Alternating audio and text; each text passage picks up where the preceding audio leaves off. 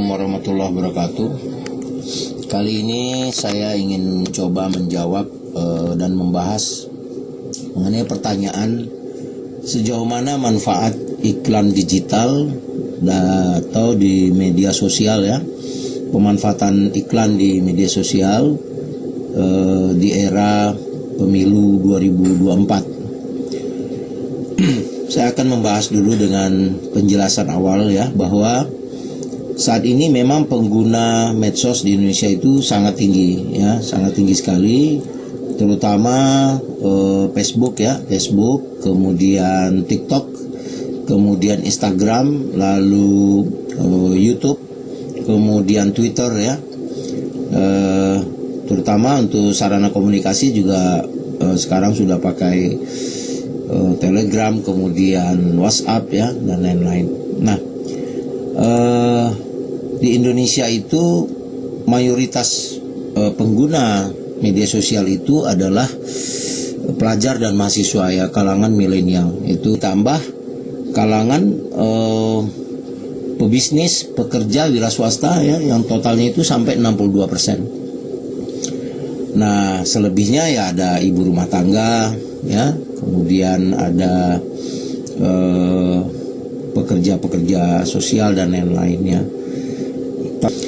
Artinya pemanfaatan media sosial di Indonesia itu sangat tinggi ya.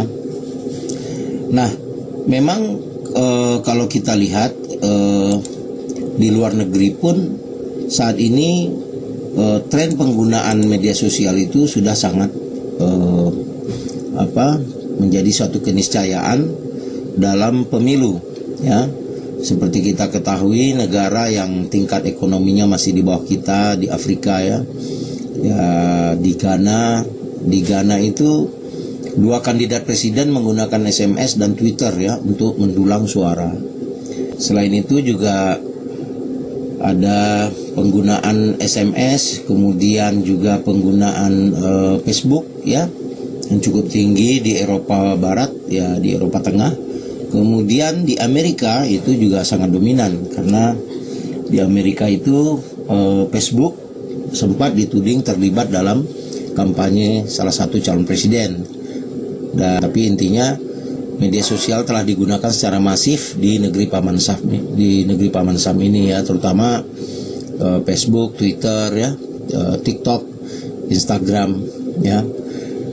Nah, di negara kita juga kalau kita lihat ya, partai-partai politik sudah punya akun ya di Facebook. Kemudian ada di Instagram juga, di Twitter juga ya, di YouTube juga. Kemudian politisi-politisi juga kalau kita lihat punya akun di Twitter, di Facebook ya.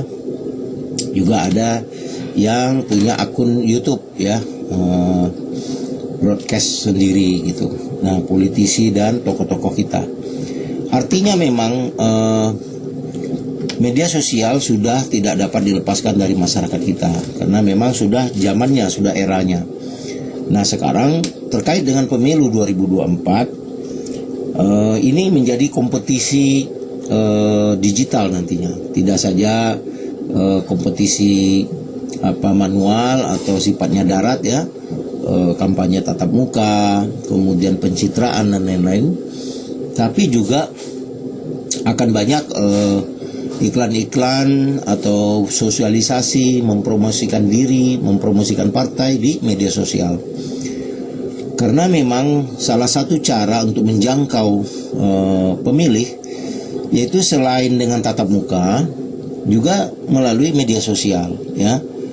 Karena media sosial ini membantu untuk menjangkau ya, menyapa terutama kalangan milenial yang dalam konteks ini kelompok yang dianggap acuh tak acuh dengan dunia politik.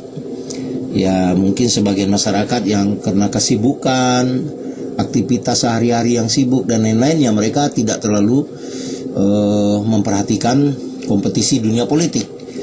Tapi mereka memiliki hak pilih gitu, hak pilih dalam pemilu. Tentu mereka harus disapa, mereka harus dirangkul ya, diajak, dipengaruhi untuk mendukung salah satu kontestan pemilu. Nah, baik itu pilpres maupun pilkada provinsi, pilkada kabupaten kota, atau pemilu caleg ya, caleg DPRD kabupaten kota, caleg DPRD provinsi, caleg DPR RI, caleg DPD RI, itu semua tidak lepas dari campaign ya, kampanye. Semakin bagus kampanyenya dan tools-tools yang digunakan itu beragam dan semakin inovatif, yaitu semakin berpeluang daya kompetitifnya lebih meningkat, lebih tajam dibanding yang masih mengandalkan manual, masih mengandalkan tatap muka. Kalau mengandalkan tatap muka, perlu diketahui bahwa tidak semua masyarakat tertarik hadir di dalam pertemuan-pertemuan yang bersifat berbau bernuansa politik. Karena banyak juga masyarakat kita yang acuh tak acuh dengan dunia politik gitu. Nah, maka penggunaan media sosial dalam kampanye politik pada 2024 menjadi satu keniscayaan. Dan ini menjadi tools pemenangan untuk meningkatkan tidak saja popularitas tapi juga elektabilitas ya, merangkul dukungan. Tergantung juga kontennya. Kalau kontennya itu menarik ya, bisa membuat pemirsanya itu kagum, senang ya. Nah, itu ada harapan potensial untuk menambah dukungan. Tapi kalau kontennya itu malah kontradiktif dengan tujuan untuk menarik dukungan, yaitu malah nanti jeblok ya. Maka hati-hati juga mengenai konten ini. Harus memperhatikan betul tentang konten. Nah, kami menyajikan juga layanan jasa untuk iklan di sosial media, yaitu awareness.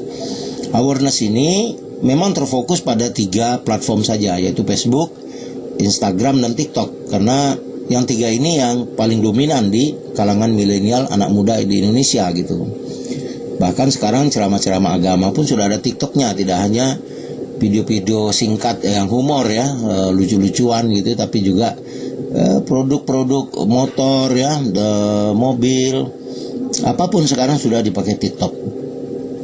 Ini untuk meningkatkan juga animo atau ketertarikannya dari generasi muda, supaya mereka lebih senang dan lebih nyaman gitu.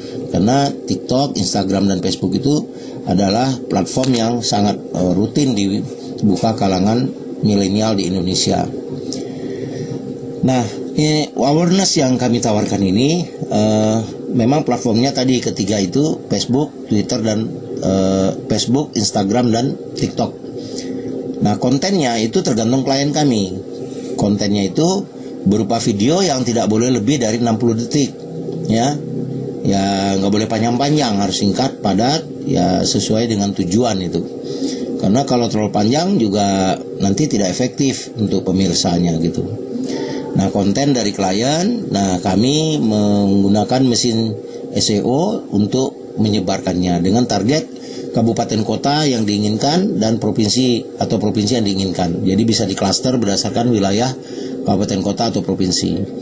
Sehingga yang menerima adalah warga yang memiliki akun Facebook, Twitter, dan TikTok yang di area zona target aja. Di luar itu tidak menjadi target. Misalnya pilkada di Provinsi Riau, lalu memakai jasa kami untuk periklanan media sosialnya. Itu kami bisa klaster, iklannya hanya dapat dilihat di pemilik akun di Provinsi Riau. Di luar Provinsi Riau ya tidak perlu, ya sebarannya tidak sampai, hanya di Provinsi Riau di klasternya. Bahkan di Provinsi Riau-nya itu pun bisa di klaster berdasarkan kabupaten kotanya.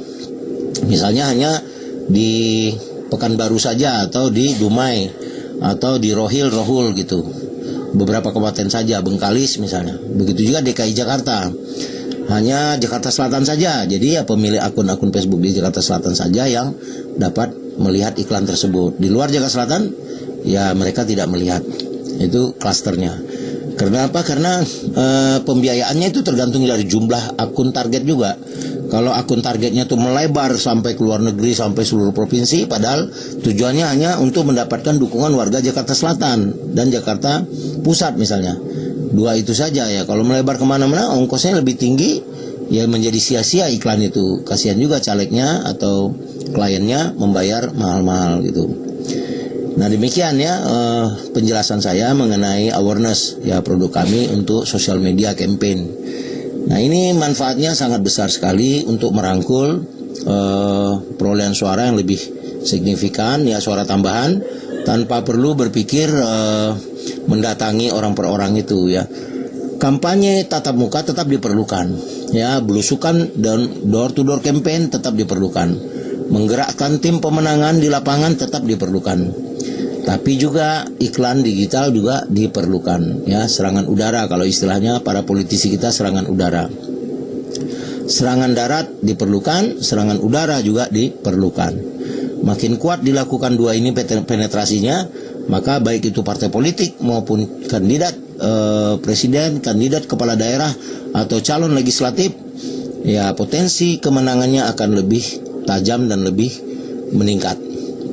Demikian yang dapat saya sampaikan. Bila ada pertanyaan silahkan sampaikan di komen, atau Anda tertarik untuk memesan atau bekerja sama dengan kami untuk kami iklankan profil Anda atau mengkampanyekan Anda untuk kemenangan Anda pada pemilu, silahkan menghubungi ke nomor kontak di video ini. Saya Arif RCH dari Inkre Nusa Jakarta, siap untuk menjadi mitra Anda dan kemenangan Anda dalam pemilu dan pilkada. Terima kasih. Assalamualaikum warahmatullahi wabarakatuh.